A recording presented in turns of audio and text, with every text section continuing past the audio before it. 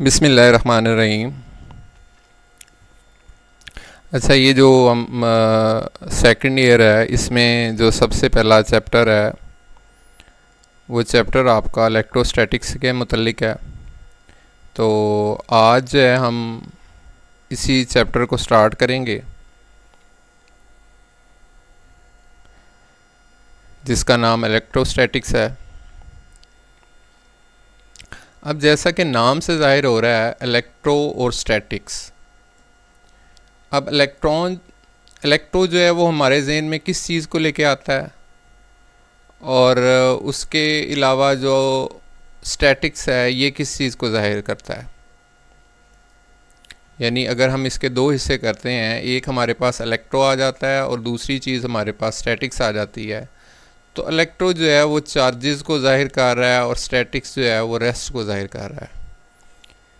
जैसे चार्जेस कोई रेस्ट में भी हो सकते हैं और चार्जेस जो है वो मोशन में या हरकत में भी हो सकते हैं। आप किसी जगह पे बैठे हैं तो आप रेस्ट पोजीशन में हैं, या आप चल रहे हैं तो मूव कर रहे हैं, हरकत वाली कंडीशन में हैं। तो इसी तरह से चार्जेस जो हैं वो भी रेस्ट पे भी होते हैं और मूव भी कर रहे होते हैं। तो जो चार्जेस, जैसे इलेक्ट्रोस्टैटिक्स में ये होगा कि हम उन चार्जेस की बात करेंगे जो कि रेस्ट में हैं। अब नेक्स्ट चैप्टर्स में हम देखेंगे, हम जो मूविंग चार्जेस हैं उनकी भी बात करेंगे। जो चार्जेस रेस्ट में होते हैं उनकी अपनी खसूसियात हैं, उन पे अपने जो लाज हैं वो अप्लाई होते हैं, और जो चार्जेस आपके मोशन में होते हैं, मूव कर रहे होते हैं, उनके ऊपर अपने लाज अप्लाई होते हैं, उनकी अपनी खसूसियात होती हैं। तो इसमें हम क्या स्टडी करेंगे कि इलेक्ट्रिक चार्जेस के बारे में स्टडी करेंगे जो कि आपके पास रेस्ट में होंगे, और उन पर जो फोर्स लग रही होगी इलेक्ट्रिक फोर्स, उसके हवाले से हम स्टडी करेंगे। यानी हमने जो चार्जेस है उनको, जो रेस्ट में है, उनको हमने यहाँ पर स्टडी करना है under the action of the electric force. अच्छा, हम अक्सर बच्चे जो हैं मकनातीस उनके पास होता है, मकनातीस से खेल रहे होते हैं या तो उसमें आप देखते हैं कि मकनातीस जो है वो एक दूसरे को कशिश कर रहे होते हैं, या फिर कई ऐसी कंडीशंस होती हैं जिस पे वो एक दूसरे को रिपेल कर रहे होते हैं, यानी वो एक फ़ोर्स लगा रहे होते हैं। इसी तरह से जो चार्जेस हैं ये भी एक फ़ोर्स लगाते हैं, ताकत लगाते हैं।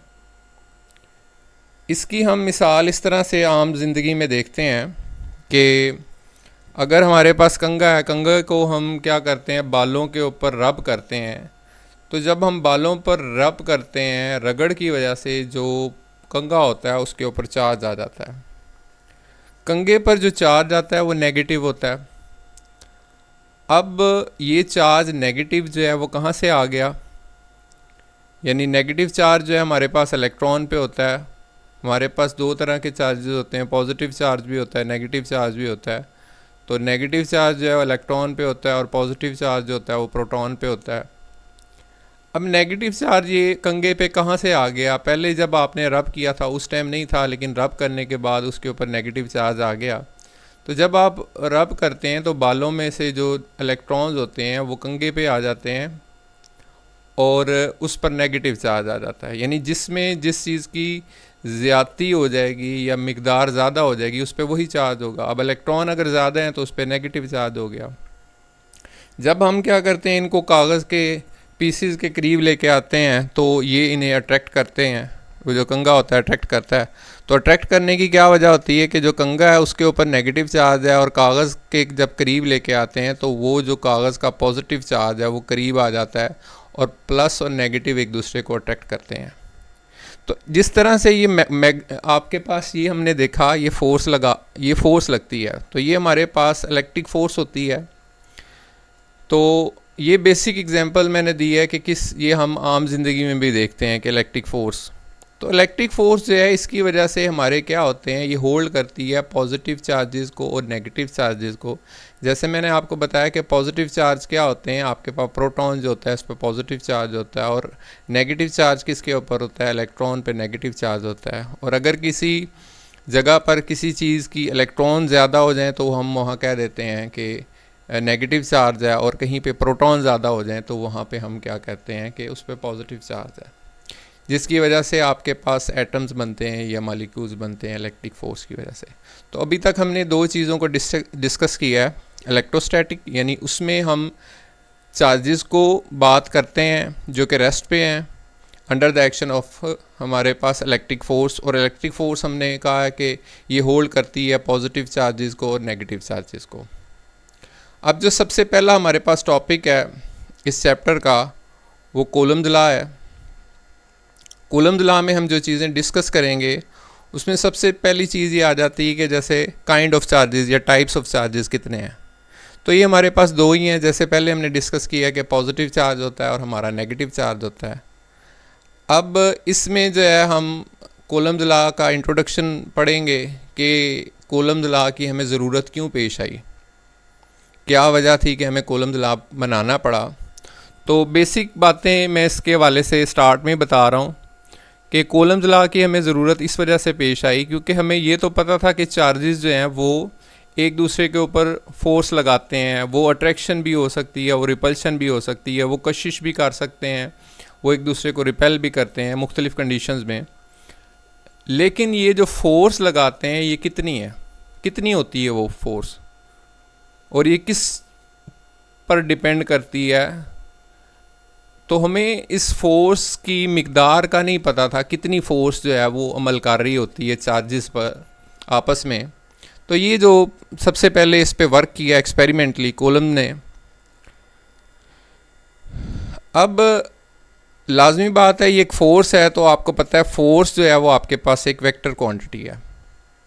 ये आप लोगों ने फर्स्ट ईयर में भी पढ़ा था कि वेक्टर क्वांटिटीज़ आपके पास इस तरह की क्वांटिटीज़ होती हैं जिसके अंदर आपको दो चीज़ों की ज़रूरत होती है। एक चीज़ होती है आपके पास मिकदार, मैं मिकदार लिखने की कोशिश कर रहा हूँ, मिकदार, और दूसरी चीज़ होती है आपके पास सिमत,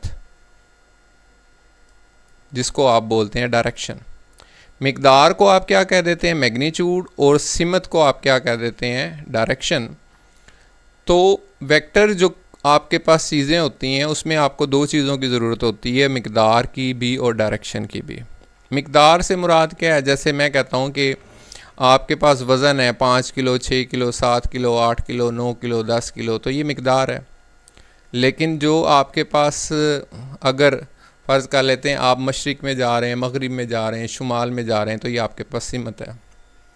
जैसे आप जो है ना वो जाते हैं 5 न्यूटन फोर्स लगाते हैं ईस्ट में या 5 न्यूटन फोर्स लगाते हैं वेस्ट में, तो यहाँ पर आपके पास मिकदार के साथ साथ डायरेक्शन भी आ रही है। तो ये इस तरह की क्वांटिटीज़ जिसमें मिकदार भी हो डायरेक्शन भी हो, उसको हम जो है ना वेक्टर क्वांटिटीज़ कह देते हैं। तो हमने इसमें ये भी देखनी है कि कूलम्ब लॉ की जो वेक्टर फॉर्म है वो किस तरह की होगी। अब इसके बाद आ जाता है इफ़ेक्ट ऑफ मीडियम, यानी दो चार्जेस, यानी कूलम्ब लॉ में हम दो चार्जेस की बात करेंगे, उनके दरमियान जो फोर्स है उस हवाले से बात करेंगे। तो चार्जेस के दरमियान अगर हम कोई मीडियम रख देते हैं तो उसका क्या इफ़ेक्ट होगा।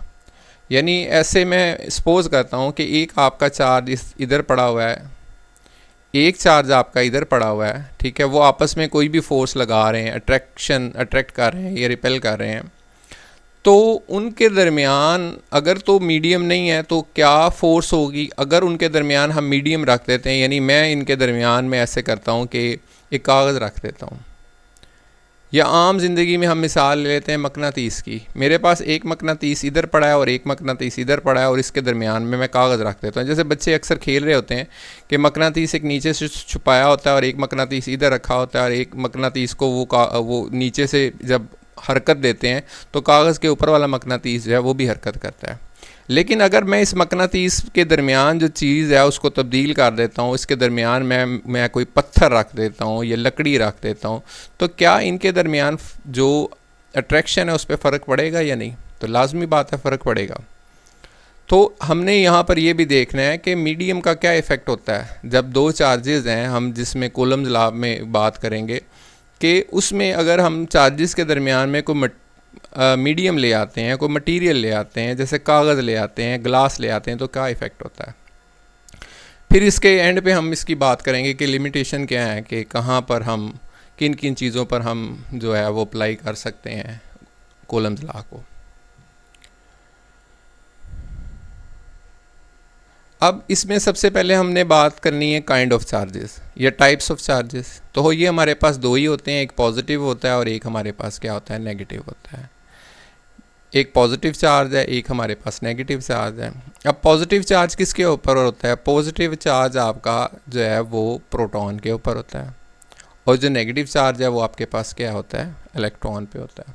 अब पॉजिटिव चार्ज की आगे मज़ीद भी डिटेल है कि भाई होल पर भी होता है, और वो नेक्स्ट चैप्टर्स में आप लोग देखेंगे, लेकिन यहाँ पर सिर्फ आपने बेसिक में आइडिया दे रहा हूँ कि पॉजिटिव चार्ज आपका जो है वो प्रोटॉन पे है और नेगेटिव चार्ज जो है वो आपका किसके ऊपर है, इलेक्ट्रॉन पे है। अच्छा, इसके बाद नेक्स्ट जो चीज़ आ जाती है, आप देखें एटम जो होता है आपके पास वैसे न्यूट्रल होता है, यानी उसके न्यूक्लियस के अंदर कौन सी चीज़ होती है, उसके न्यूक्लियस के अंदर होते हैं प्रोटॉन होते हैं और न्यूट्रॉन होते हैं। जैसे ये पॉजिटिव आपके पास नज़र आ रहे हैं और कुछ जो है वो ये आपके पास न्यूट्रल नज़र आ रहे हैं, यानी जिस पे कोई चार्ज नहीं है। यानी न्यूक्लियस के अंदर आपके पास प्रोटॉन्स हैं और न्यूट्रॉन्स हैं, दो चीज़ें हैं, लेकिन साइड पे आपके पास जो चीज़ें हैं ये आपको नज़र आ रहे हैं सर्कल्स में, ये आपके पास इलेक्ट्रॉन्स हैं।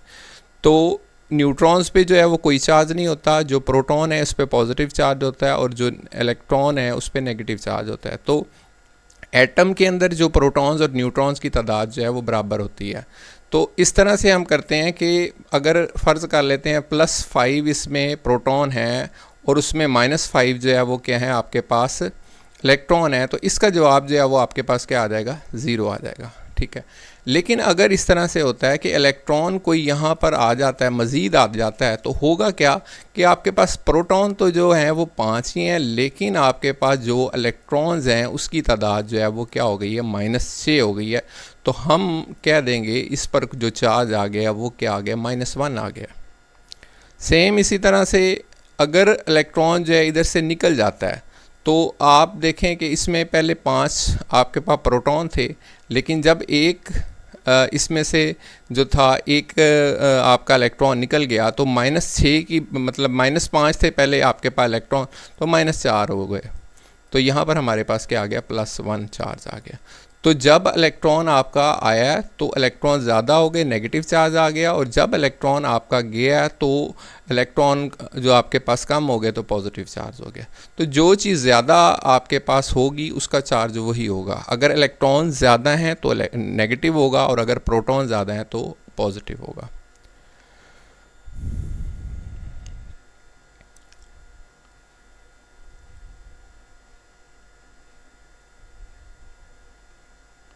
अच्छा, इसमें अब हम नेक्स्ट देखेंगे कि जो आपके पास इलेक्ट्रिक चार्जेस हैं, जो हमारे पास पॉजिटिव और नेगेटिव चार्जेस हैं, वो किस तरह से इंटरेक्ट करते हैं।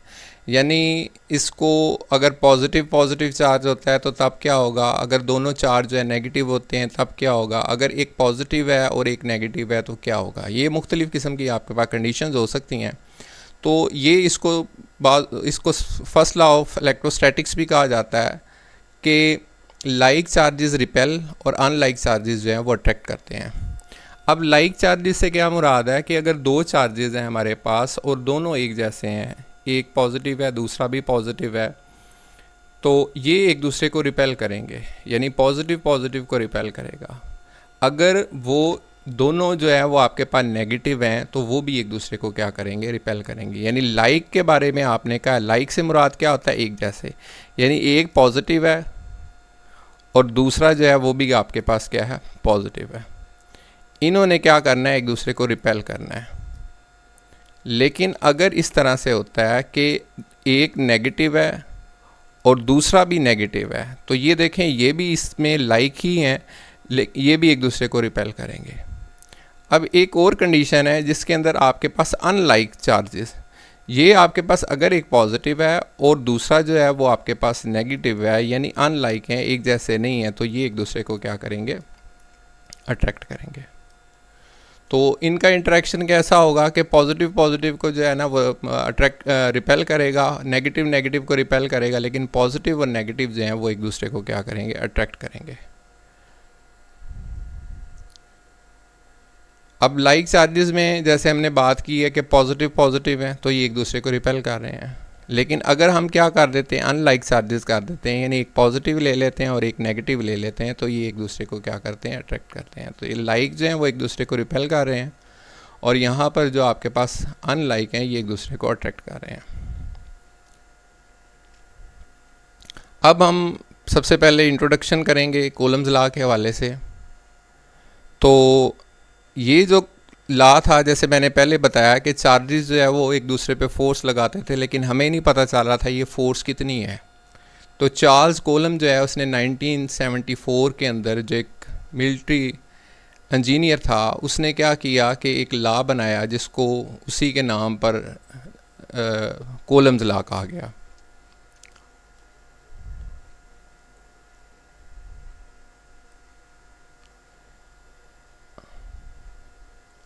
अब देखें, लॉ जो उसने बनाया, मैंने ये बताया कि ये एक्सपेरिमेंटल लॉ है, यानी एक्सपेरिमेंट के ज़रिए से उसने एक लॉ, मैथमेटिकल फॉर्म बनाई उसकी।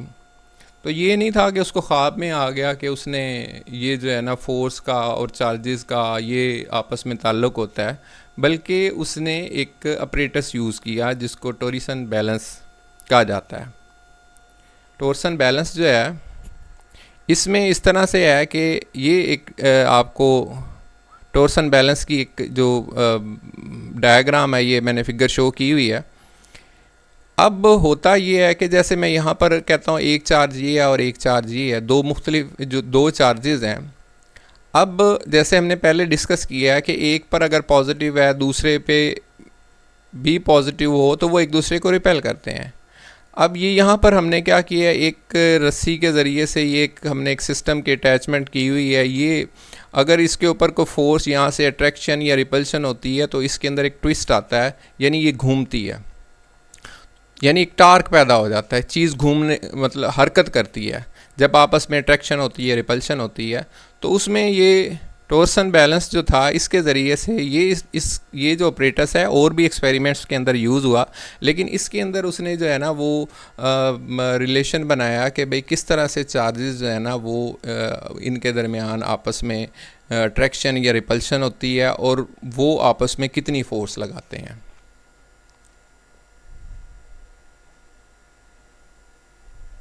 अब इसमें चीज़ जो आ जाती है, अब सबसे पहले इसकी स्टेटमेंट है। तो इसमें आपने इसको रट्टा लगाने की कोशिश नहीं करनी, बल्कि चीज़ों को समझना है। जब आपको चीज़ें ये मतलब थोड़ी आप इसको देखेंगे तो ये आपको चीज़ें क्लियर हो जाएंगी, फिर आप इस काबिल हो जाएंगे कि आप इसको खुद लिख सकते हैं। तो इसमें जो है वो हमारे पास ये है कि the force between 2 point charges is directly proportional to the product of magnitude of charges and inversely proportional to the square of distance between them। अगर देखा जाए स्टेटमेंट के जो है ना दो हिस्से हैं, यानी एक में वो ये बताता है कि फोर्स जो है वो डायरेक्टली प्रोपोर्शनल होती है प्रोडक्ट ऑफ चार्जेस के। फोर्स जो है हमारी, ये फोर्स जो है वो किसके बराबर है, हमारे पास किसकी प्रोडक्ट के बराबर है, चार्जेस की प्रोडक्ट के बराबर है। यानी हमारे पास अगर 2 पॉइंट चार्जेस हैं, अब इसमें आपके पास जो बात आ जाती है,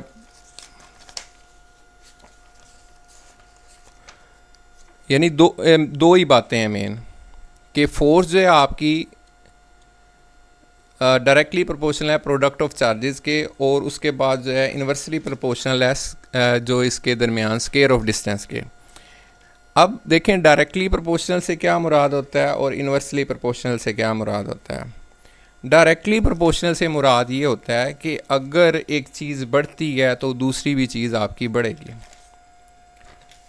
यानी अगर चार्जेस की मिकदार जो है वो इंक्रीज़ होती है तो उसके साथ साथ जो आपकी फोर्स है वो भी क्या हो जाएगी, इंक्रीज़ हो जाएगी। और अगर चार्जेस जो उसकी चार्ज की मिकदार जो है वो डिक्रीज़ होती है तो उसके साथ साथ जो है आपकी फोर्स जो है वो भी डिक्रीज़ हो जाएगी। ये मैथमेटिकल स्टेप करेंगे तो ये आपको ये इसकी डेफिनेशन, ये स्टेटमेंट जो है ना बड़े अच्छे तरीके से क्लियर हो जाएगी। और इन्वर्सली प्रोपोर्शनल से मुराद ये होता है कि इसका इन्वर्स रिलेशन है, यानी एक चीज़ अगर बढ़ेगी तो दूसरी चीज़ जो है वो कम हो जाएगी। अब इसको हम जो है मज़ीद मैथमेटिकली देखते हैं तो इसकी चीज़ें जो हैं वो ज़्यादा क्लियर हो जाएंगी।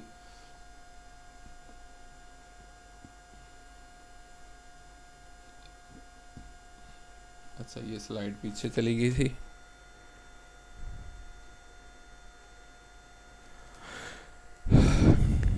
अच्छा, वही बात दोबारा से मैंने लिखी है, the force between the two point charges is directly proportional to the product of magnitude of charges and inversely proportional to the square of distance between them.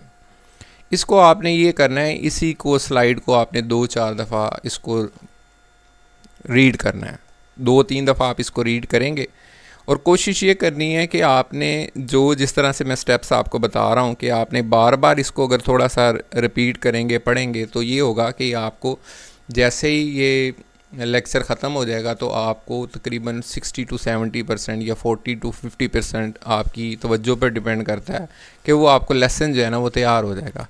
फिर आप इसको बुक से पढ़ के जो है ना मज़ीद इसको अच्छे तरीके से तैयार कर लेंगे। तो बुक में आपने ये है इसकी एक एक चीज़ को अच्छे तरीके से पढ़ना है और मेरी कोशिश ये होगी कि जो भी आपका इस हवाले से लेसन के जो लेक्चर के एंड पे आपके इस हवाले से जो भी सवाल होंगे आप लोग उसको कमेंट्स कर दें, कमेंट्स जो है वो आप कर दें तो आपको इंशाल्लाह मैं उसका रिप्लाई कर दूंगा। तो मज़ीद मैं कोशिश करूँगा कि ये हो सकता है इसमें डिटेल कुछ ज़्यादा हो, कुछ ज़्यादा एक्स्ट्रा डिटेल भी मैंने बताऊँ कुछ हवाले से। तो मैं कोशिश करूँगा कुछ बच्चे तो जिन्होंने बहुत अच्छे जो पढ़ने वाले हैं, जिन्होंने अच्छा मतलब जिनका एक गोल है मार्क्स के हवाले से, तो वो तो बुक को भी अच्छे तरीके से रीड करेंगे, इसकी एक एक लाइन को देखेंगे। लेकिन जो बच्चे वीक हैं यानी जिनके फर्स्ट ईयर वाला जो आपका पेपर है वो अच्छा नहीं हुआ या उनको फ़िज़िक्स अच्छे तरीके से तैयार नहीं होती, तो मेरी कोशिश होगी कि बिल्कुल ईज़ी से नोट्स बनाए जाएँ ताकि वो उन्हें ईज़िली जो है ना वो समझ आ जाए। तो इससे वो नोट्स का ये होता है कि उसमें मार्क्स तो बहुत अच्छे नहीं आने के चांसेस होते, लेकिन मतलब पास होने के चांसेस बढ़ जाते हैं। लेकिन ये है कि जिन्होंने आगे किसी अच्छी फील्ड में जाना है तो वो लाजमी अच्छे अंदाज में कोशिश करेंगे कि बुक की वो एक एक लाइन को, एक एक पॉइंट को, एक एक वर्ड को जो है ना वो अच्छे तरीके से समझेंगे। अच्छा, अब इसमें आ जाता है कि जैसे हमने यहाँ पर बात की थी कि इसके दो हिस्से हैं डेफिनेशन के। दो डेफिनेशन के हिस्से कैसे हैं कि इसमें पहला जो हिस्सा था वो आपके पास ये था, the force between the two point charges is directly proportional to the product of the magnitude of the charges. ठीक है, ये पहला हिस्सा है। और ये जो हमने मैथमेटिकल स्टेप लिखा है ये वाला, ये भी इसके पहले हिस्से को ही जाहिर कर रहा है कि फोर्स जो है वो हमारी डायरेक्टली प्रोपोर्शनल है प्रोडक्ट ऑफ चार्जेस के। अब ये इक्वेशन क्या जाहिर कर रही है? ये इक्वेशन ये जाहिर कर रही है कि फोर्स का और जो चार्जेस की प्रोडक्ट जो आपके पास पॉइंट चार्जेस हैं। अच्छा, पॉइंट चार्जेस की मैं यहाँ दोबारा से पॉइंट चार्जेस के हवाले से मैंने बात नहीं की। तो पॉइंट जैसे कि आपको नाम से ये आपके लफ्ज़ से ही ज़ाहिर है, पॉइंट से मुराद ये होता है कि पॉइंट, वैसे पॉइंट की डेफिनेशन ये होती है कि a circle having no radius, यानी आपके पास ये ऐसे चार्जेस हैं जो कि लुक लाइक अ पॉइंट, तो उनको हम जो है ना वो पॉइंट चार्जेस कह देंगे। तो इसमें आपके पास जो है ना फोर्स डायरेक्टली प्रोपोर्शनल टू है Q1 Q2 के, यानी अगर आपके पास चार्ज जो है Q1 बढ़ता है तो फोर्स बढ़ जाएगी, Q2 बढ़ता है तब भी फोर्स बढ़ जाएगी, दोनों बढ़ते हैं तो तब भी फोर्स बढ़ जाएगी, क्योंकि इनके दरमियान आपस में जो रिलेशन है वो डायरेक्टली प्रोपोर्शनल है। और जो फाइनल आपके पास जो फोर्स की वैल्यू बननी है वो दोनों चार्जेस पे डिपेंड कर रही है, एक चार्ज पे नहीं डिपेंड कर रही।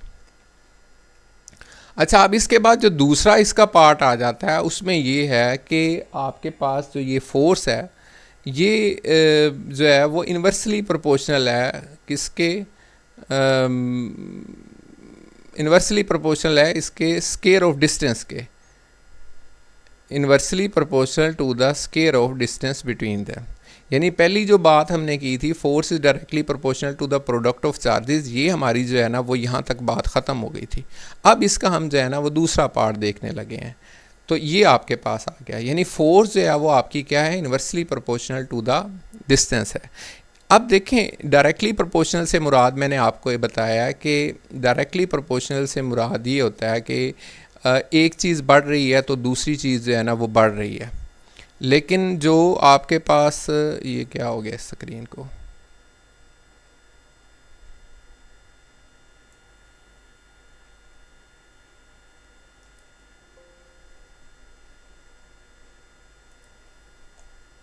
अच्छा इसमें आपके पास ये हमारे पास स्लाइड चल रही थी ये वाली,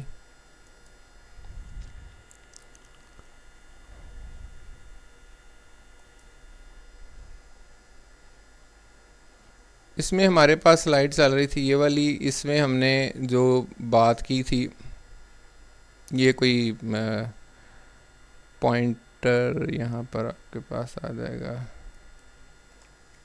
इसमें हमने यही बात की थी कि हमारी जो फोर्स है दो चार्जेस पर डिपेंड कर रही, दो पॉइंट चार्जेस है, यानी ये जो आपके पास पॉइंट चार्जेस जो हैं इनकी प्रोडक्ट के डायरेक्टली प्रोपोर्शनल है, और दूसरा पार्ट था inversely proportional to the square of distance between them, यानी इनके दरमियान जो फासला चार्जेस की प्रोडक्ट के डायरेक्टली प्रोपोर्शनल है। अगर ये वाला चार्ज फर्ज कर लेते हैं, मैं कहता हूँ 2 है, ठीक है, और ये वाला चार्ज भी जो है वो क्या है हमारे पास 2 है, तो हमारी फोर्स जो है वो कितनी बन जाएगी, 4 बन जाएगी। अब मैं करता हूँ कि चार्ज Q1 Q2 को चेंज कर देता हूँ, एक को मैं ले लेता हूँ 3 और दूसरे को भी मैं ले लेता हूँ 3, तो ये हमारे पास फोर्स जो है वो कितनी बन जाएगी, 9 बन जाएगी। 3 3 9 होता है।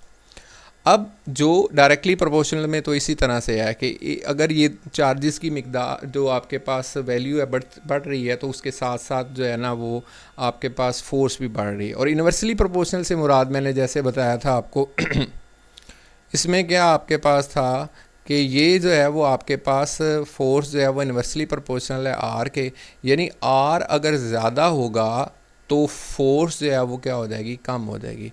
यानी अगर आर की वैल्यू जो है वो क्या होती है, ज़्यादा होती है, तो फोर्स जो है फोर्स की वैल्यू जो है वो आपके पास क्या हो जाती है, कम हो जाती है। ये इन्वर्सली प्रोपोर्शनल है। जैसे मैं मिसाल लेता हूँ कि आपके पास यहाँ पर 1 लिखा हुआ, नीचे मैं इसके 2 लिख देता हूँ सपोज़, तो 1/2 से मुराद क्या होता है, वैल्यू छोटी हो गई है। 1 है, 1/2 से मुराद क्या होता है कि हाफ वैल्यू हो गई है। अगर मैं नीचे 2 की बजाय 4 लिख देता हूँ तो उससे मुराद क्या हो जाता है, 1/4, यानी वैल्यू मज़ीद छोटी हो गई है। यानी नीचे वाली चीज़, जो मेरा बताने का मकसद ये है कि अगर मैं नीचे वाली वैल्यू को बढ़ाता हूँ तो मेरे पास जो जवाब आएगा वो कम होता जाएगा। जैसे 1/2 है, एक पिज़्ज़ा है आपके पास, ठीक है, 1/2 से मुराद क्या हो जाएगा, यहाँ नीचे 2 वैल्यू है, तो ये आपके पास पिज़्ज़ा आधा हो जाएगा। लेकिन अगर आप 1/4 कर देते हैं तो वो पिज़्ज़े का जो है वो आपके पास चौथा हिस्सा बन जाएगा। तो अब इनको हम क्या करते हैं, कंबाइन करते हैं, दो इक्वेशन जो हैं, force is directly proportional to the product of charges and inversely proportional जो है हमारा डिस्टेंस के है, ये हमारे पास फार्मूला बन जाता है F is directly proportional Q1 Q2 और आर का स्क्वायर। यानी पहला पार्ट ये हो गया, दूसरा पार्ट ये हो गया, और उसको जो आपने कंबाइन किया। अच्छा, अब जब भी आप प्रोपोर्शनल का साइन ख़त्म करते हैं तो वो हमारे पास वहाँ पर एक कांस्टेंट आ जाता है। यहाँ पर हमारा जो कांस्टेंट होगा उसको आप प्रोपोर्शनैलिटी कांस्टेंट कह देते हैं, जो कि k है। तो f जो है हमारे पास क्या आ गया, k Q1 Q2 over r का स्क्वायर। अब देखें, मेन आपके पास जो ये टॉपिक है वो इसी जो मैथमेटिकल स्टेप है इसी पे बेस कर रहा है। अगर आपको ये मैथमेटिकल स्टेप ये आप इक्वेशन आपको तैयार होती है तो आप इसको देख के जो आपकी ये डेफिनेशन है वो आप लिख सकते हैं, और इसी को देख के आप मज़ीद एक्सप्लेन भी कर सकते हैं। इसमें जो है वो आपके पास फोर्स जो है, ये एफ़ जो है वो आपके पास फोर्स है, इसके यूनिट क्या होते हैं, कूलम। क्यू जो है वो हमारे पास चार्ज है, चार्ज के बल्कि नहीं, एफ फोर्स है, आपके पास फोर्स के यूनिट होते हैं आपके पास न्यूटन। इसके बाद आपके पास चार्ज है, चार्ज क्यू आपके पास इसके यूनिट होते हैं कूलम। ये भी आपके पास चार्ज है, इसके भी यूनिट कूलम हो जाएंगे। और ये आपके पास आर जो है ये डिस्टेंस है, तो इसके यूनिट आपके पास क्या हो जाएंगे, मीटर होंगे। ये मैंने आपको इस वजह से चीज़ें बताई हैं क्योंकि आगे हम जो कुछ इसको सॉल्व करेंगे, इस पर वर्क करेंगे, तो ये जो यूनिट्स हैं आपको पता होना चाहिए। यानी फोर्स के यूनिट आपके पास न्यूटन है, चार्ज है इसके कूलम है, और जो फासला है आपका जो चार्जेस के दरमियान आर है, जिसे आपने कहा है कि आर जो है वो आपका मीटर्स में होगा। तो ये इक्वेशन जो है वो यही शो करती है कि आपके पास अगर चार्जेस की जो आपके पास वैल्यू जो है वो ज़्यादा होती जाएगी तो फोर्स ज़्यादा होती जाएगी। अगर चार्जेस के दरमियान जो डिस्टेंस है वो ज़्यादा होगा तो फोर्स जो है वो क्या हो जाएगी, कम हो जाएगी। अब इसकी मिसाल ऐसी है कि एक मकनातीस है आपके पास, अगर दो मकनातीस बड़े बड़े हैं तो उनके दरमियान जो फोर्स है वो ज़्यादा होगी, वो ज़्यादा ताकत के साथ एक दूसरे के करीब आएंगे। लेकिन अगर आपके पास छोटे छोटे मकनातीस हैं तो वो इतनी ज़्यादा फोर्स के साथ नहीं आएंगे। यानी मैं मिसाल के तौर पर कह रहा हूँ। अब इसी तरह से अगर आपका एक मकनातीस जो है वो सपोज़ मैं कहता हूँ यहाँ पे पड़ा हुआ है और एक मकनातीस आपका यहाँ पर पड़ा हुआ है, तो उनके दरमियान अट्रैक्शन और होगी। अब ये करता हूँ कि एक मकनातीस को यहाँ पर रख देता हूँ और एक मकनातीस को यहाँ रख देता हूँ, या एक मकनातीस आपका इस घर में पड़ा हुआ और दूसरा मकनातीस आपका दूसरे घर में पड़ा हुआ है, तो लाजमी बात है कि डिस्टेंस के साथ साथ जो फोर्स है वो चेंज हो जाती है। तो सेम इसमें भी यही केस होगा कि जब आपका फासला जो है डिस्टेंस है वो ज़्यादा होगा तो उसके साथ साथ जो फोर्स है वो आपकी क्या हो जाएगी, ज़्यादा हो जाएगी कि कम हो जाएगी, कम हो जाएगी। अब फोर्स जो है हमारे पास ये F जो है हमारे पास ये फोर्स है जो दो चार्जेस के दरमियान है। इसमें Q1 Q2 जो है वो आपके पास मैग्नीट्यूड है दो चार्जेस की, और जो आपके पास R है वो डिस्टेंस है दो चार्जेस के दरमियान, और K जो है वो हमारा क्या है, कांस्टेंट है, प्रोपोर्शनैलिटी कांस्टेंट है, और इसकी वैल्यू जो है वो डिपेंड करती है नेचर ऑफ मीडियम पे बिटवीन द 2 पॉइंट चार्जेस। अब देखें यहाँ पे हमने जो इसको शॉर्ट में मैं कहूँगा कि फोर्स जो है वो चार्जेस के प्रोडक्ट पे डायरेक्टली प्रोपोर्शनल है और उनके दरमियान फासला के इन्वर्सली प्रोपोर्शनल है। चार्ज बढ़ेगी तो फोर्स बढ़ेगी, और अगर चार्ज की वैल्यू जो है वो कम होगी तो फोर्स भी कम हो जाएगी। लेकिन ये जो बराबर होगी इसकी प्रोडक्ट के, और फासला के जो है वो इन्वर्सली प्रोपोर्शनल है। अगर डिस्टेंस ज़्यादा होगा तो फोर्स कम हो जाएगी। लेकिन एक वैल्यू तीसरी भी आ गई आपके पास के, यानी के पर भी डिपेंड कर रहा है कि जो ये फोर्स जो है वो मीडियम पर भी डिपेंड कर रही होती है। यानी अब देखें, आपको जैसे मैंने स्टार्ट में बताया था कि अगर आपके पास दो मकनातीस हैं तो अगर उनके दरमियान आप लकड़ी रख देते हैं तो लाजमी बात है, या कोई आप पत्थर रख देते हैं या इस तरह की कोई और चीज़ रख देते हैं, कागज़ रख देते हैं, तो इनके दरमियान जो आपकी अट्रैक्शन है, ये रिपल्शन है, उस पर फ़र्क पड़ जाता है। इसी तरह से आपके पास यहाँ जो चार्जेस हैं, जो 2 पॉइंट चार्जेस जिसकी आप बात कर रहे हैं, उनके दरमियान जो अट्रैक्शन है, ये रिपल्शन है, उसका भी आपके पास जो मीडियम है उसका इफ़ेक्ट होगा। अब ये देखें, हमारे पास एक चार्ज Q1 है और एक चार्ज Q2 है, और ये क्या कर रहे हैं, ये आपस में एक डिस्टेंस इनके दरमियान जो डिस्टेंस R है। अब इस जो फार्मूला है उसके हवाले से कुछ पॉइंट्स हम देखते हैं कि जो MCQs में आ सकते हैं कि अगर हम चार्ज को चेंज करते हैं तो फोर्स पर क्या उसका इफ़ेक्ट होगा, अगर हम डिस्टेंस को तब्दील करते हैं तो उसका फोर्स पर क्या इफ़ेक्ट होगा। अब ये आपसे सवाल है कि अगर हम क्या कर देते हैं, R को डबल कर देते हैं तो फोर्स कितनी हो जाएगी। मतलब मैंने ये जो था डिस्टेंस इनके दरमियान जो R है, R को मैं क्या कर देता हूँ 2R कर देता हूँ। यानी डिस्टेंस जो है मैंने क्या कर दिया 2R कर दिया, यानी डबल कर दिया। यानी अगर ये 3 मीटर था तो मैंने 6 मीटर कर दी। अब देखें, ये नीचे जो आपके पास ये वाली चीज़ है R का स्केयर, जब हम इसके अंदर R की जगह 2R का स्केयर जो है हम इसको पुट करके बाहर से स्केयर लेंगे तो देखें ये 2 का स्केयर जो है वो क्या बन जाएगा, 4 बन जाएगा। यानी हमारे पास इक्वेशन वही उसी तरह से आ जाएगी, लेकिन हमारे पास जो है ना 1/4 जो है वो तकसीम हो रहा होगा। वो कहाँ से आ जाएगा, 2 का स्केयर 4 आ जाएगा। जैसे मैंने आपको एग्जांपल दी। अब ये देखें, ये वैल्यू जो फोर्स की है वो कम हो गई या ज़्यादा हो गई, ये आपकी फोर्स की वैल्यू जो है वो कम हो गई। तो हमारे पास क्या आ गया 1/4। 1/4 किस तरह से आया कि ये आपका R का, अगर फ़र्ज़ कर लेते यहाँ पर सिर्फ R होता और आप इसको डबल करते तो फिर 1/4 नहीं आता, तो फिर क्या आना था आपके पास 1/2 आना था। यानी वो स्केयर की वजह से 1/4 आ गया। तो जब आप इनके दरमियान फासला जो है डबल कर देते हैं तो आपकी फोर्स जो है ना वो क्या होती है 4 गुना कम हो जाती है। यानी अगर आपकी फ़ोर्स जो थी वो सपोज़ 40 थी तो वो आपके पास उसको आप 4 पे तकसीम करेंगे तो वो हमारी कितनी रह जाएगी, सिर्फ 10 रह जाएगी। अच्छा, इसके बाद हम एक और एग्जांपल लेते हैं। अगर हम चार्ज Q1 जो है उसको डबल करते हैं। अब देखें, चार्ज Q1 को डबल करते हैं तो हमारे पास यहाँ पर क्या आ जाएगा 2 आ जाएगा। जब इसको 2 आ जाएगा तो हमारे पास फोर्स जो है वो क्या हो जाएगी, डबल हो जाएगी। यानी चार्ज को हमने डबल किया तो फोर्स हमारे पास डबल हो गई। अब इसके अलावा हम ये क्या कर सकते हैं, हम ये करते हैं कि चार्ज Q1 को भी डबल कर देते हैं, कि चार्ज जो Q2 है इसको भी डबल कर देते हैं, और R की वैल्यू जो है इसको हम क्या कर देते हैं, हाफ़ कर देते हैं। हाफ़ से मुराद क्या, 1/2 कर देते हैं, आधा कर देते हैं। तो ये अब आप लोगों ने बताना है कमेंट्स में कि इसका फोर्स के ऊपर क्या इफ़ेक्ट होगा। और ये इस तरह के जो एमसीक्यूज़ हैं ये पेपर में आ जाते हैं, यानी वो इस तरह नहीं होगा कि बिल्कुल आपको हलवा बना के दे देगा, बल्कि वो इसी फार्मूले को यूज़ करेगा और इसी फार्मूले की मदद से मुख्तलिफ़ किस्म के एमसीक्यूज़ बनाएगा। जैसे यहाँ पर मैंने कुछ तो अगर आपका कॉन्सेप्ट क्लियर होगा तो काफ़ी ज़्यादा आपको ईजी हो जाएगा उसको एमसीक्यूज़ को सॉल्व करना। और एमसीक्यूज़ ये होता है कि आप जितनी प्रैक्टिस करेंगे उतनी आपकी अच्छी तैयारी हो जाएगी। अच्छा चलें जी, मैं ख़ुद बता देता हूँ कि आपने चार्ज Q1 और Q2 को डबल किया।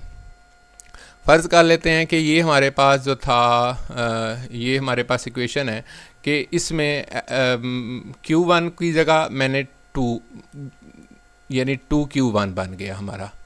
इसी तरह से मैंने जो आपका Q2 था इसको भी डबल किया तो ये हमारे पास क्या हो गया 2Q2 बन गया।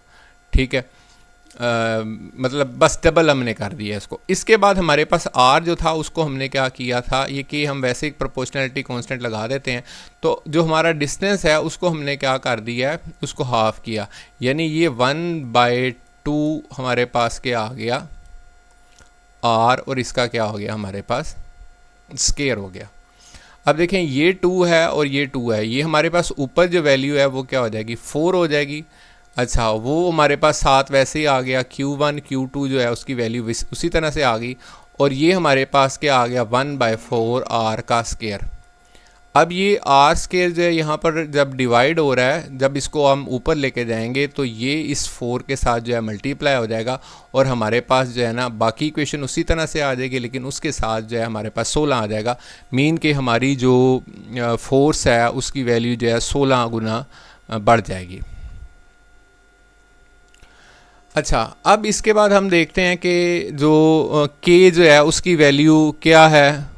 नेक्स्ट स्टेप्स में मैं आपको थोड़ा सा इस हवाले से K के यूनिट्स हैं उसको भी कैसे हमने प्रूव करना है वो भी बताऊंगा। इसके अलावा इसके जो एप्सिलॉन नॉट आगे इस्तेमाल होगा उसके यूनिट्स के हवाले से भी मैं बताऊंगा कि किस तरह से आपने उसको प्रूव करना है। अब देखें यहाँ पर K जो प्रोपोर्शनैलिटी कांस्टेंट है वो होता है 1/4 पाई एप्सिलॉन नॉट, और इसकी वैल्यू होती है 9 cross 10⁻⁹ newton metre square over coulomb square. अब इसमें इस तरह से याद करने के लिए 9 है और यहाँ पर भी आपके पास 9 है, तो ये आसान हो जाता है 9 cross 10⁻⁹ newton metre square over coulomb square. अब ये आपको रट्टा नहीं लगाना, ये मैं आपको बताऊंगा कि किस तरह से, बड़ा इजी सा तरीका होगा कि आपको ये जो है ना वो तैयार हो जाएगा कि न्यूटन मीटर स्क्वायर ओवर हमारे पास क्या है कॉलम स्क्वायर आ गया। अब ये वाली इक्वेशन जो है, अगर हमारे पास पहले हमने जो पिछली स्लाइड में देखा था कि आपके पास F इज़ इक्वल टू क्या आ गया था K Q1 Q2 over R का स्केयर आ गया था। मैं यहाँ पर क्या करता हूँ K की वैल्यू पुट करता हूँ तो ये हमारे पास आ जाता है F is equal to 1/4 pi epsilon naught Q1 Q2 over R का स्केयर आ गया। अब ये K की वैल्यू हमने अगर निकालनी हो कि भाई ये किस तरह से आ गई 9 क्रॉस 10⁻⁹, तो इसको हम नेक्स्ट प्रूव भी कर सकते हैं अगर हम इसके अंदर जो एप्सिलॉन नॉट है, जिसको हम permittivity of the free space कहते हैं, अगर हम इसकी वैल्यू को इसमें पुट कर देंगे। अब ये एप्सिलॉन नॉट जो है इसकी वैल्यू क्या है, एप्सिलॉन नॉट जो है ये हमारा एक इलेक्ट्रिकल कांस्टेंट है और इसको हम कहते हैं परमिटिविटी ऑफ फ्री स्पेस। अब परमिटिविटी ऑफ फ्री स्पेस जो है वो क्या होती है, ये हमारे पास बताती है कि जो इलेक्ट्रिक फील्ड लाइंस की जो है ना वो मतलब कितनी गुजर सकती हैं वैक्यूम में से। अब इसमें मैंने जैसे आपको बताया था कि फोर्स जो ये आपके पास कॉलम्स फोर्स है ये डिपेंड कर रही होती है मीडियम पे। अब देखें अगर आपके पास एक चार्ज ये है और एक आपके पास चार्ज ये पड़ा हुआ है, अगर तो वैक्यूम है तो वो आपकी जो इलेक्ट्रिक फील्ड है वो इजीली जो है वो मूव कर रही है। ठीक है, तो हमारे पास जो उसमें होगा कि इलेक्ट्रिक लाइंस जो है ना उसकी पास करने की जो ख़ासियत है वो ज़्यादा से ज़्यादा होगी। लेकिन अगर हम क्या करते हैं इसके दरमियान मीडियम जो है वो चेंज कर देते हैं तो लाजमी बात है कि ये जो आपके पास इसकी मूव करने की एबिलिटी है वो आपकी डिक्रीज़ हो जाएगी। फ़र्ज़ कर लेते हैं, मैं कहता हूँ कि एक आदमी ये खड़ा हुआ है और एक आदमी ये खड़ा हुआ है। एक आदमी जो है ना वो ये वाला आदमी इस आदमी को थप्पड़ मारता है तो वो उसकी शिद्दत कोई और होगी, लेकिन ये है कि अगर ये दरमियान में दीवार है तो वो थप्पड़ मारने की कोशिश करता है तो तब क्या सूरत हाल होगी। या दरमियान में कोई कपड़ा है तो या फिर दरमियान में पानी है, तो तब क्या सूरत हाल होगी। तो लाजमी बात है कि ये जो इसको वो कर रहा है तो वो इसका इफ़ेक्ट जो है फुली ट्रांसफ़र नहीं हो सकेगा। ये हम नेक्स्ट डिटेल में मतलब पढ़ेंगे, लेकिन अभी आपने सिर्फ ये हमारे पास इलेक्ट्रिकल कांस्टेंट है जो कि ये बताता है कि इसकी इलेक्ट्रिक लाइंस के गुजरने की कितनी सलाहियत है। इसकी वैल्यू जो है 8.8 cross 10⁻⁻12 coulomb square over newton metre square है। कई किताबों के अंदर, अब मुझे अब याद नहीं है, कोई पुरानी किताबें जो है ना उसमें कहीं पे ये जो के है इसकी वैल्यू इसके यूनिट गलत लिखे हुए हैं, या फिर जो आपके पास एप्सिलॉन नॉट है इसके यूनिट जो है ना वो गलत लिखे हुए हैं। तो ये मैंने आपको जैसे पहले बताया कि मैं इसके हवाले से बताऊंगा कि किस तरह से आपने यूनिट जो है ना इसके रटानी लगाना है, ये याद करने हैं। अब यहाँ पर मैं नेक्स्ट ये भी प्रूव करके बताऊंगा कि आपके पास के जो है 1/4 पाई एप्सिलॉन नॉट जो है ये 9 क्रॉस 10⁻⁹ किस तरह से आया। अगर आपको ये वाली वैल्यू याद है एप्सिलॉन नॉट की, यानी 8.85 क्रॉस 10⁻⁻12, तो आपके लिए काफ़ी ज़्यादा ईजी हो जाएगा।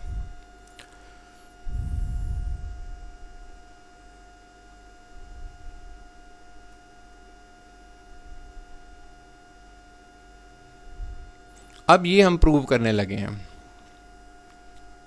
एप्सिलॉन नॉट जो है ये हमने पिछली स्लाइड में देखा है, हमारे पास जो था ये था epsilon not 8.85 cross 10⁻⁻12।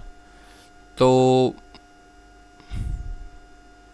Epsilon not हमारे पास इसकी वैल्यू हमने लिखी हुई है 8.85 क्रॉस 10⁻⁻12।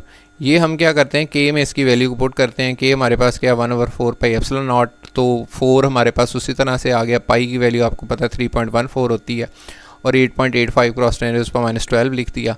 अब इसमें मैंने ये किया, ये -12 तो था, जब हम इसको ऊपर लेके जाते हैं तो ये प्लस में हो जाता है, ये आपके 10⁻12 हो गया। उसके बाद हमारे पास ये वाली वैल्यू आ गई, यानी 4 इसी तरह से आ गया, 3.14 ये भी इसी तरह से आ गया, और 8.85 ये भी इसी तरह आ गया। अब नेक्स्ट हम क्या करते हैं, 4 को 3.14 को और 8.85 जो है इनको मल्टीप्लाई कर लेते हैं, तो ये हमारे पास 111.156 ये हमारे पास वैल्यू बन गई, और ऊपर जो है हमारे पास 10⁻12 है।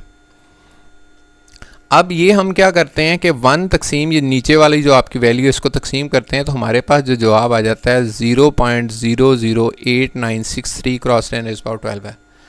अब इसमें ये है कि ये वाला पॉइंट जो है, अगर हम कितने नंबर आगे लेके जाते हैं, ये 3 नंबर, यानी ये 0 भी क्रॉस करते हैं, फिर ये भी 0 क्रॉस करते हैं, फिर ये 8 को क्रॉस करते हैं, यानी साइंटिफिक नोटेशन में हम लिखने की कोशिश करते हैं। तो पहले नंबर के बाद आपके पास क्या आ जाता है, पॉइंट आ जाता है। लेकिन जब आपने इसको आगे की ये इस साइड पे मूव करना है, तो 10⁻, आपने जितने नंबर्स लेके जाएंगे तो 10⁻- उतनी वैल्यू आपने लिख देनी। ये शॉर्ट मेथड बताया, लेकिन वैसे भी आप इसको मैथमेटिकली भी सॉल्व कर सकते हैं। तो 10⁻³ आ गया, 8.863 क्रॉस 10⁻³ आ गया, और यहाँ पे आपके पास वैल्यू जो है एक 12 है और एक आपके पास 3 है।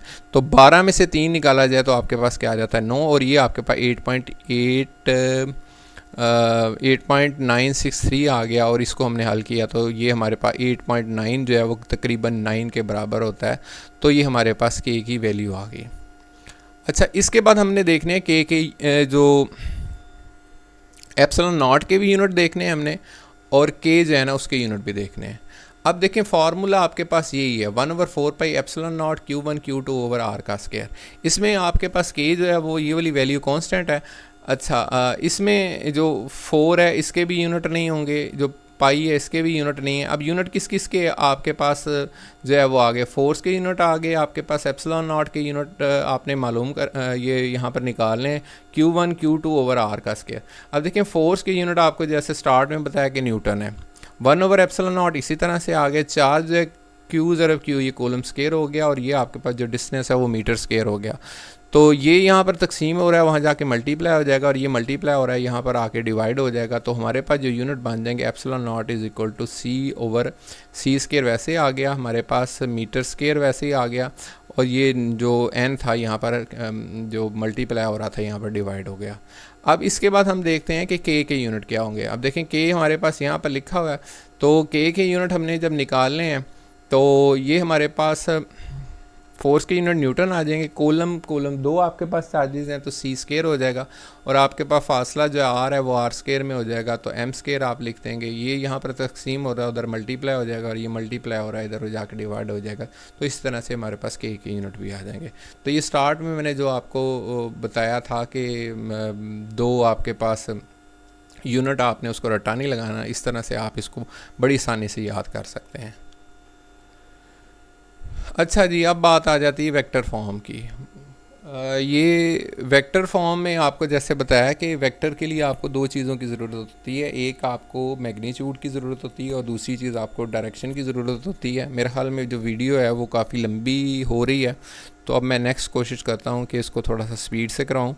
तो मज़ीद इस तरह से होगा कि अगर आप लोग कहेंगे कि इसको मज़ीद कोई इसके अब नेक्स्ट जो वीडियोज़ होंगी वो आपके कमेंट्स पे डिपेंड करता है कि आप इस हवाले से क्या मुझे रिकमेंड करते हैं कि भाई क्या चेंजेस होनी चाहिए।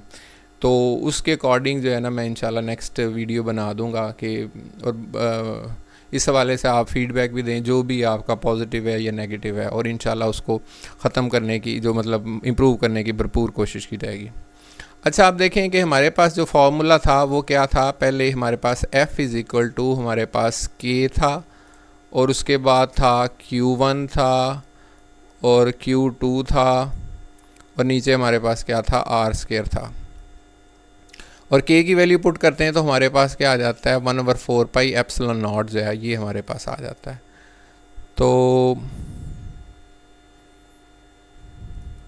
यानी आपके पास एक ये आपने K की वैल्यू जब पुट की है तो ये आपके पास क्या आ गया, 1/4 पाई एप्सिलॉन नॉट आ गया। बाकी फार्मूला वही है, आपके पास Q1 है, आपके पास Q2 है, और आपके पास नीचे क्या है, आपके पास R स्क्वायर है।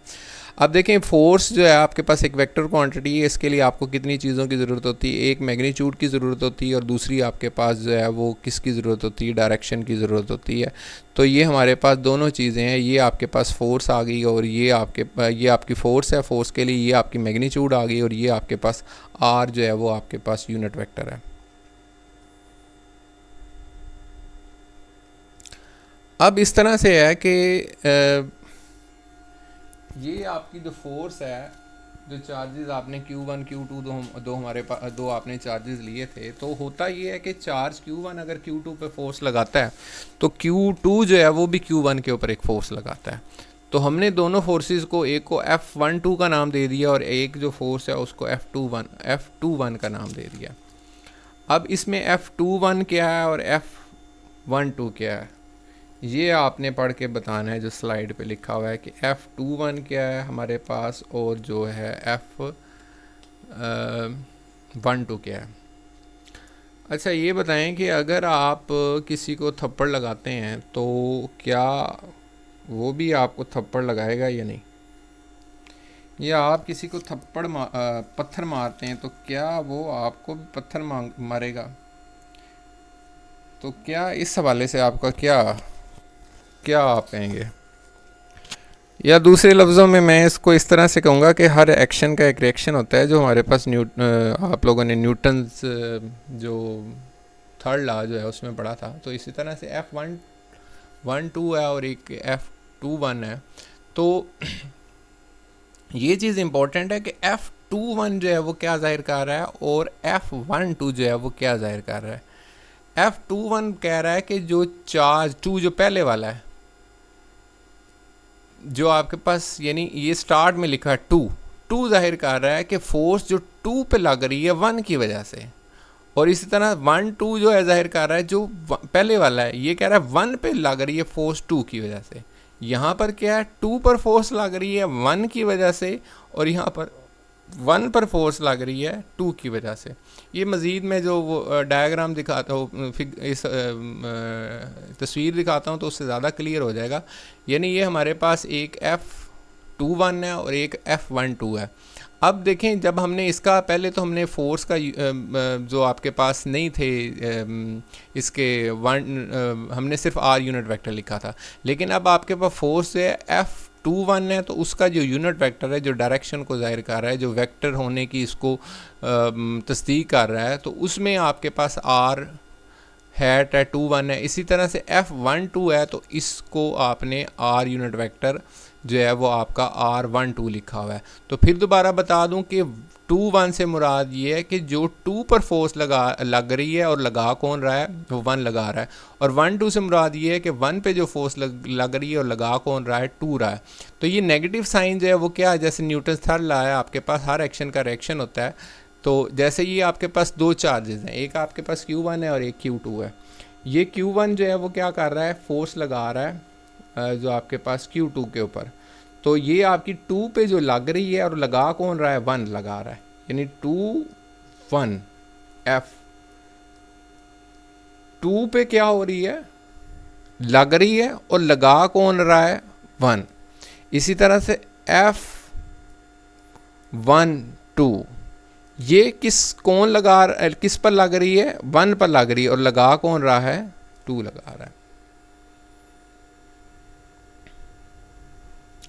अच्छा, अब हमने जैसे बातें तो वही हैं जो हमने पहले कर ली हैं कि फोर्स जो होती है वो डिपेंड कर रही होती है चार्जेस की मैग्नीट्यूड के, और फिर उसके जो फासला होता है उस पर डिपेंड कर रही होती है। अगर चार्ज है वो आपके ज़्यादा हो जाती है मैग्नीट्यूड तो फोर्स भी ज़्यादा हो जाती है, फासला ज़्यादा हो जाए तो जो फोर्स है वो कम हो जाती है। फिर इसके बाद मीडियम पर डिपेंड कर रही होती है। मीडियम के हवाले से हम देखते हैं। अब देखें, अगर मीडियम हम इसके दरमियान में रखते हैं फोर्स, जो आपके दो चार्ज पॉइंट चार्जेस हैं, तो लाजमी बात है कि वो उसकी जो अट्रैक्शन या रिपल्शन है उसके ऊपर इफ़ेक्ट करेगा। तो अगर हम क्या करते हैं, अगर हम ये पाया गया एक्सपेरिमेंटली, जैसे कि जो आपका डाइलेक्ट्रिक मटेरियल को जो हम रखते हैं इसके दरमियान में, ये चार्जेस के दरमियान में, तो वो क्या करता है कि वो जो फोर्स है उसकी वैल्यू को आप रिड्यूस कर देता है। वो कितनी रिड्यूस कर देता है, उसको हम कह देते हैं एप्सिलॉन आर। यानी अगर मैं कहता हूँ कि जो फोर्स थी वो 10 थी, फोर्स हमारे पास 10 नहीं बल्कि 100 थी, लेकिन हमने जब क्या किया, उसके दरमियान में किसी मटेरियल को रख दिया। अब वो मटेरियल कागज़ भी हो सकता है। अगर हमने उसके दरमियान में कागज़ को रखा, फ़र्ज़ कर लेते हैं, मैं मिसाल ले लेता हूँ कि उसकी वैल्यू 2 एप्सिलॉन आर की, तो वो क्या कर देगा, उस फोर्स को यानी 50 कर देगा, डिक्रीज़ कर देगा। अगर मैं क्या करता हूँ, कागज़ की बजाय मैं कर देता हूँ कि वो आपके पास फोर्स जो है वो 100 ही है, लेकिन अगर मैं क्या करता हूँ, कागज़ के बजाय कोई एग्जांपल मैं मिसाल ले रहा हूँ, आगे हम इसका एक टेबल भी देखेंगे जिसमें वैल्यूज़, मैं कोई और मटेरियल कर देता हूँ और वो जो है उसकी वैल्यू जो है एप्सिलॉन आर की वैल्यू 4 होती है, तो वो उसी तरह से आपका जो है ना वो 25 कर देगा। तो एप्सिलॉन आर जो है वो क्या होती है, रिलेटिव परमिटिविटी। यानी आपने क्या करना है कि इसको डाइलेक्ट्रिक कांस्टेंट भी कह दिया जाता है। तो ये एक कंपैरिजन कर रही होती है कि मुख्तलिफ रिलेट कर रहे हैं उसको दूसरे मटेरियल्स के साथ। यानी अगर तो स्पेस है, फ्री स्पेस है, वैक्यूम है, तो उसकी वैल्यू जो है उनके दरमियान अट्रैक्शन या रिपल्शन ज़्यादा होगी। यानी आप किसी शख्स को आप मतलब फ़र्ज़ कर लें जी आप थप्पड़ लगा रहे हैं, तो अगर आप वैसे इसको हवा में मतलब आपका हाथ जाता है और वो बंदा भी हवा में है, तो लाजमी बात है कि उस पर एक ज़्यादा थप्पड़ लगेगा। लेकिन अगर आप क्या करते हैं, दरमियान में कपड़ा रख देते हैं या पानी, तो लाजमी बात है कि वो फोर्स जो है वो आपकी चेंज हो जाएगी। सेम इसी तरह से चार्जेस के अंदर भी होता है। तो हमारे पास जो फार्मूला है, इसको मैं फार्मूले को थोड़ा सा आपको एक्सप्लेन कर दूं। ये फार्मूला जो है वो आपके पास फार्मूला आ जाता है। इसमें आपके पास फार्मूले में क्या चीज़ है, ये पहले फार्मूले में और अब वाले फार्मूले में एक चीज़ का डिफरेंस आ गया है, जो कि है एप्सिलॉन आर। यानी एक नई चीज़ जो आपके पास आई है, वो क्या चीज़ है, आपके पास एप्सिलॉन आर आई है, ये वाली चीज़। बाकी जो फार्मूला है आपका बिल्कुल वही है, F is equal to 1/4 pi epsilon naught Q1 Q2 over R का स्केयर।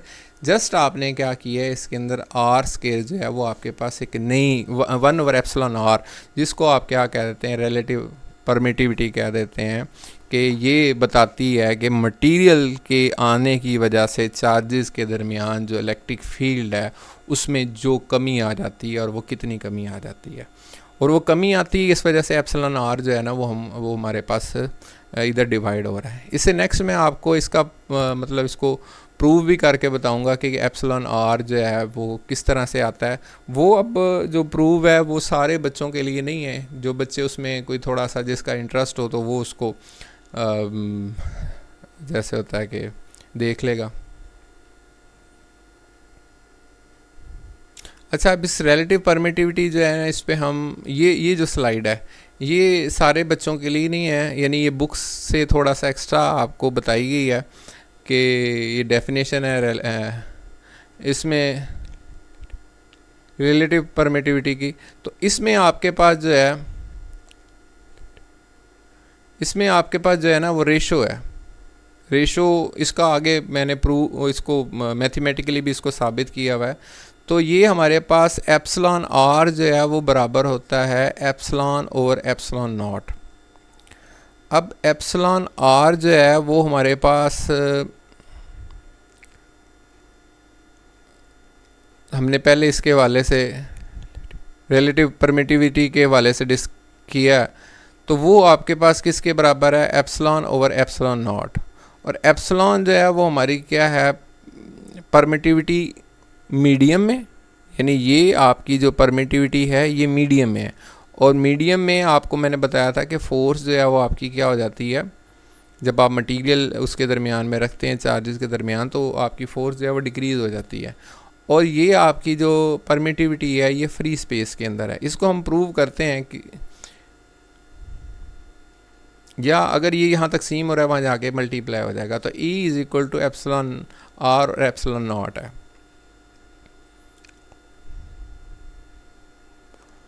अच्छा, अब यहाँ पर मुख्तलिफ मटीरियल जो है ना उनकी रिलेटिव परमिटिविटी, ये MCQs में भी आ सकता है कि मेन आपने यही रखना है ज़हन में कि रिलेटिव परमिटिविटी से मुराद ये क्या है, ये परमिटिविटी से मुराद यही है कि अगर आपने एप्सिलॉन आर से मुराद यही है कि आप जब मटेरियल को दरमियान में चार्जेस के ले आते हैं तो उसकी वजह से जो फोर्स है वो डिक्रीज़ हो जाती है। अब जितनी एप्सिलॉन आर की वैल्यू ज़्यादा होती जाएगी उतनी जो फोर्स है वो क्या होती जाएगी, कम होती जाएगी। अब देखें जैसे वैक्यूम है, इसमें इसकी वैल्यू जो है वो क्या है, आपके पास 1 है, और वैक्यूम में आपकी वैल्यू 1 है, लेकिन एयर है तो इसमें कोई थोड़ी सी वैल्यू ज़्यादा है। मीन कि जो चार्जेस हैं अगर वैक्यूम में है तो वो फोर्स जो है वो ज़्यादा लगा रहे होंगे, अगर एयर में है तो उनकी फ़ोर्स जो है वो कम हो जाएगी। इसके अलावा मुख्तलिफ और मटीरियल्स की भी है। अब देखें यहाँ पर हम जो है ना यहाँ पे बात कर लेते हैं जैसे मैक्सिमम जो है ना वाटर की है, तो ये 78 है, हो सकता है कहीं पर 80 भी लिखा हो, तो वो आपने करीब तरीन जैसे वैल्यू देख लेनी है कि जो एप्सिलॉन आर की कीमत होती है।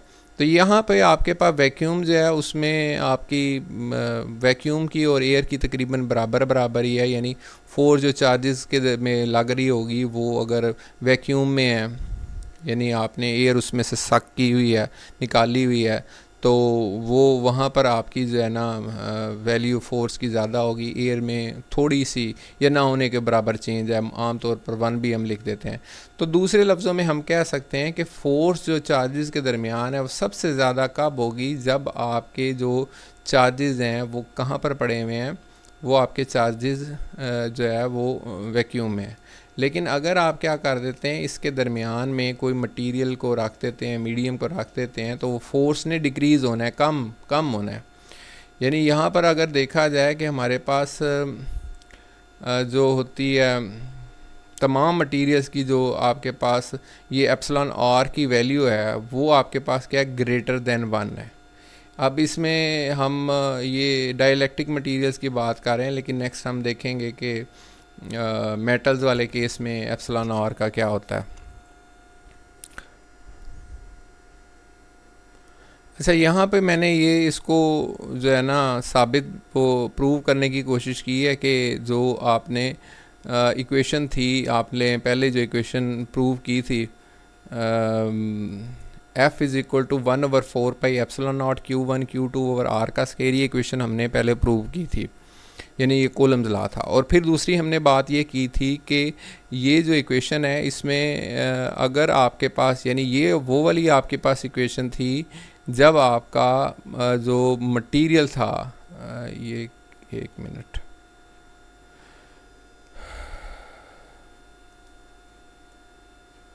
ये आपने इक्वेशन जो थी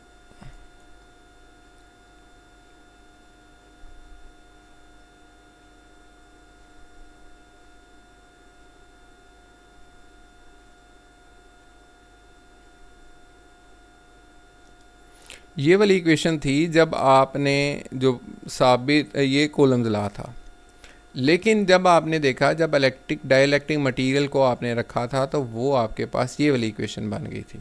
यानी ये वाली इक्वेशन ये है कि आपके पास जब कोई डाइलेक्ट्रिक मटेरियल नहीं रखा हुआ आपके पास, और जब आपने डाइलेक्ट्रिक मटेरियल को रखा था तो एप्सिलॉन आर आ गया था, एप्सिलॉन नॉट के साथ एप्सिलॉन आर। अब मैं यहाँ पर ना दो इक्वेशंस लेता हूँ, एक मैं वैक्यूम के लिए लेता हूँ और एक जो है वो मैं क्या लेता हूँ, मीडियम के लिए लेता हूँ। यानी F is equal to 1/4πε0 Q1 Q2 over R का स्क्वायर, ये मैंने वैक्यूम के लिए ले ली। यानी ये वही जैसे हमने कॉलम्स लाए ले लिए, F is equal to 1/4πε0 Q1 over R का स्क्वायर। अब मैं दूसरी की इक्वेशन लेता हूँ, उसमें मैं एप्सिलॉन नॉट की बजाय यहाँ पर एप्सिलॉन लिख देता हूँ। यानी जब मैंने दो चार्जेस थे, एक चार्ज ये था और एक चार्ज आपका दूसरा था, इसके दरमियान में मैंने क्या किया, एक मटेरियल रखा, तो लाजमी बात है कि फ़ोर्स ने तब्दील हो जाना है, तो उसको मैं एफ़ मीडियम कह देता हूँ। ये वही वाली इक्वेशन वैसे लिख दी 1/4π, यहाँ एप्सिलॉन लिखा, Q1 Q2 ओवर आर का स्क्वायर, ये मैंने किसके लिए बना दी, मीडियम के लिए बना ली। मेरे पास दो इक्वेशंस आ गई हैं, एक मैंने वो फोर्स बनाई है जो किसके लिए है, आपकी जो वैक्यूम के लिए, यानी दो चार्जेस के दरमियान में कोई मटेरियल नहीं है, और दूसरी फोर्स मैंने ली है जिसके अंदर आपके पास जो है ना वो मीडियम आ गया। अब इसको मिटा देते हैं,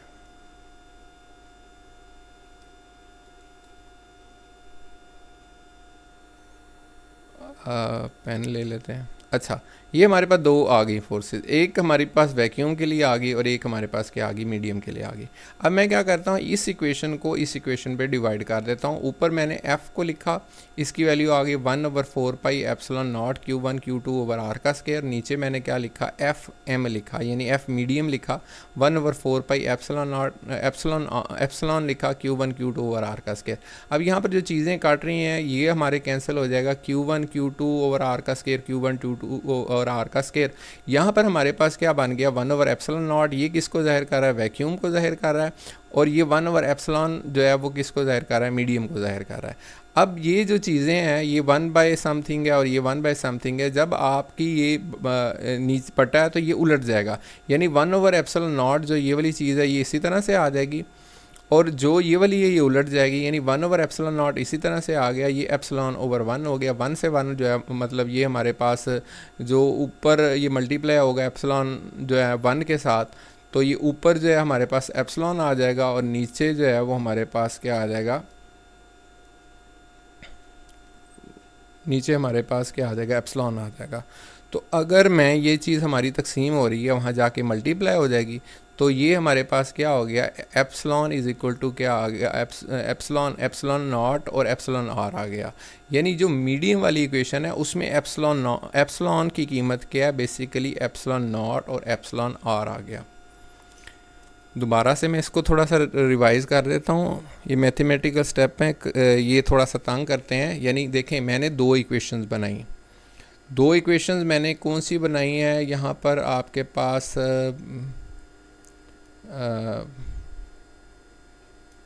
ये मैंने दो इक्वेशन बनाई, एक मैंने ये वाली इक्वेशन बना दी और एक मैंने इक्वेशन ये वाली बना दी। ये आपने पहले प्रूव की थी कि F is equal to 1/4πε0 Q1 Q2 over R का स्क्वायर था, और एक F is equal to 1/4πε0 epsilon R Q1 और Q2 ओवर आर का स्क्वायर था। मैंने आपको सिर्फ ये कहा है कि ऊपर वाली इक्वेशन जो है वो वैक्यूम में है, और नीचे वाली इक्वेशन जो है वो आपकी क्या थी, किसी उसके अंदर थी, मीडियम के अंदर थी, जिसकी हमने मुख्तलिफ वैल्यूज़ देखी हैं। अब इसमें इस तरह से है कि मैं ये इसको साबित करना चाह रहा हूँ, नीचे वाली इक्वेशन जो है ना, इसको एप्सिलॉन नॉट और एप्सिलॉन आर किस तरह से है। तो मैंने ऊपर एक फोर्स ली है जो कि वैक्यूम के लिए, और एक फोर्स मैंने ली है मीडियम के लिए। तो दोनों फोर्सेस को जब मैं तकसीम करता हूँ तो 1/एप्सिलॉन नॉट ये हमारे पास जो है, और ये जो है 1/एप्सिलॉन ये हमारे पास आ जाता है। जब इसको मज़ीद मतलब सिंप्लीफाई करते हैं तो ये एप्सिलॉन आर और is equal to epsilon over epsilon not, और E is equal to epsilon not और एप्सिलॉन आर और एप्सिलॉन नॉट। अच्छा, इसमें अब आपने बताना है कि एयर में एप्सिलॉन आर की कीमत क्या है। हाँ जी, कौन बताएगा? कौन जो है वो इस चीज़ को बताएगा कि एयर में क्या वैल्यू है? अच्छा फिर कौन बताएगा कि वाटर में एप्सिलॉन आर क्या है? अच्छा, तीसरी चीज़ जो है ये आपने, ये बुक में नहीं है, यानी ये आपने याद रखनी है कि एप्सिलॉन आर जो है उसकी वैल्यू जो मेटल्स जो होती हैं उसके लिए उसकी वैल्यू इनफाइनाइट होती है। इनफाइनाइट यानी लामहदूद है। दूसरे लफ्ज़ों में आप ये कह सकते हैं कि जो मेटल्स होती हैं वो क्या कर देती हैं, neutralise the any applied electric field, यानी उसमें से आपकी जो चार्जेस जो हैं, अगर आपके फ़र्ज़ कर लेते हैं एक चार्ज ये वाला, ये आपके पास दो चार्जेस हैं और उसमें जो है एक एक चार्ज, ये क्या आ गया, पॉइंटर नहीं लिखना था, ये पेन लेना था। अच्छा, ये आपके पास एक चार्ज ये पड़ा हुआ है, एक चार्ज ये पड़ा हुआ है, तो अगर आप उसके दरमियान कोई मेटल रख देंगे तो वो अपना जो है वो इलेक्ट्रिक फील्ड जो है इधर से उधर नहीं जाएगी। तो इसमें जो आपकी वैल्यू मैक्सिमम हो जाएगी। ये आपने इस वाले से याद रखना है कि एप्सिलॉन आर जो है वो क्या है, इनफाइनाइट है मेटल्स वाले केस में। अच्छा, ये थोड़ा सा फिर दोबारा मैंने यहाँ पर कोई एक्सप्लेन करने की कोशिश की है कि मटेरियल के रखने की वजह से चार्जेस, जो चार्ज है उसकी वो फोर्स जो है उसकी वैल्यू पे क्या इफेक्ट पड़ता है। जैसे एक मटीरियल Q1 है और Q2 है, उसके दरमियान में कोई आपने नो मीडियम है तो उसके दरमियान फोर्स हो सकता है 200, लेकिन अगर आप मीडियम उसके दरमियान में रख देते हैं तो वो हो सकता है फोर्स जो है वो 100 हो जाए, वो फोर्स हो सकता है 50 हो जाए। तो वो फोर्स जो उसका डिक्रीज़ होना है वो किस पर डिपेंड कर रहा है, वो उसके दरमियान मीडियम पर डिपेंड कर रहा है। अगर आपका मीडियम कोई इस तरह का है कि वो ज़्यादा इसको गुज़रने दे रहा है, इसको अलाउ कर रहा है, तो वो आपके पास इतना ज़्यादा जो फोर्स है वो इतनी ज़्यादा चेंज नहीं होगी। लेकिन अगर ये है कि वो नहीं उसको गुज़रने दे रहा तो आपकी जो फोर्स है उसकी वैल्यू जो है ना वो ज़्यादा उससे चेंज होगी। जैसे ये मैंने बताया कि अगर एप्सिलॉन 4 है तो ये क्या कर देगा, 4 को तकसीम करेंगे, जो फोर्स है वो हमारी मज़ीद डिक्रीज़ हो जाएगी। अगर एप्सिलॉन आर हमारा 2 है तो वो क्या कर देगा, उसको 100 कर देगा।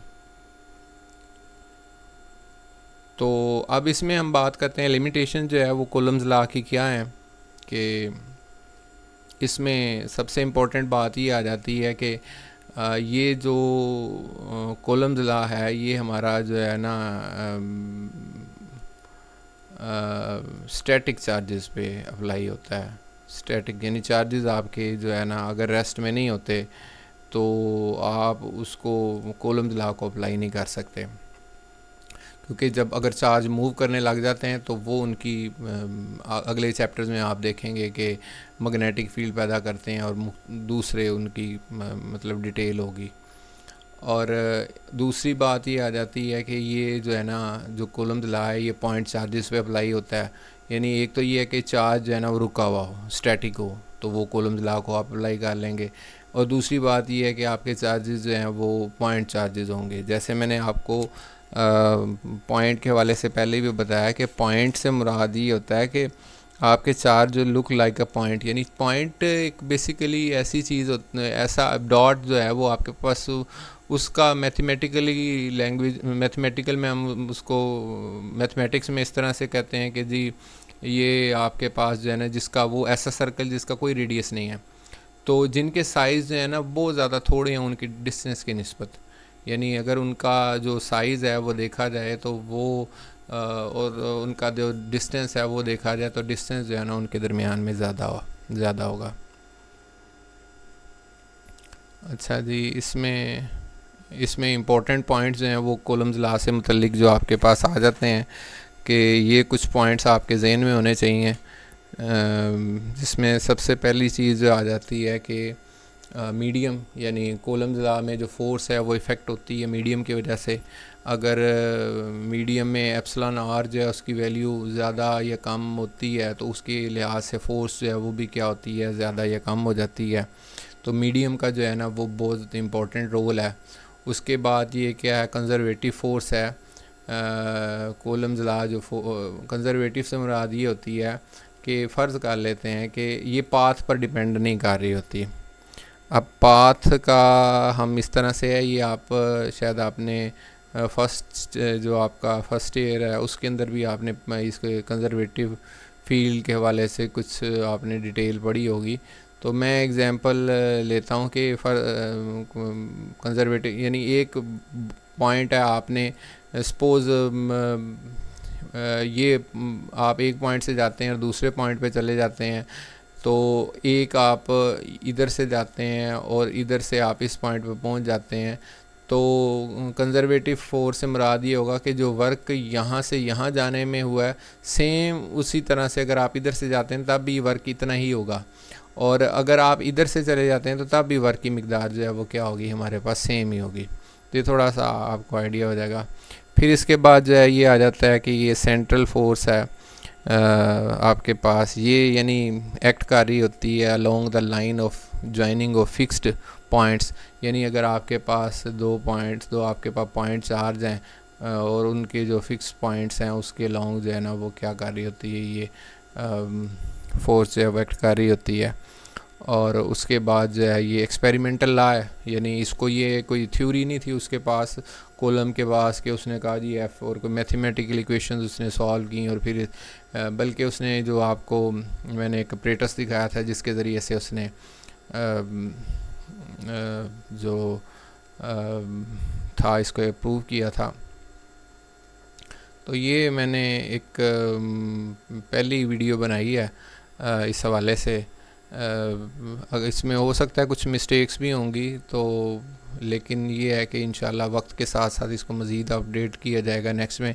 तो अगर आपका इस हवाले से कोई भी सवाल है, कोई आपको चीज़ समझ नहीं आई या जिस हवाले से आप कंफ्यूज हैं या आप कोई भी फ़ीडबैक देना चाहते हैं तो आप लाजमी इस हवाले से दें। बहुत बहुत शुक्रिया आपका। अल्लाह हाफिज़।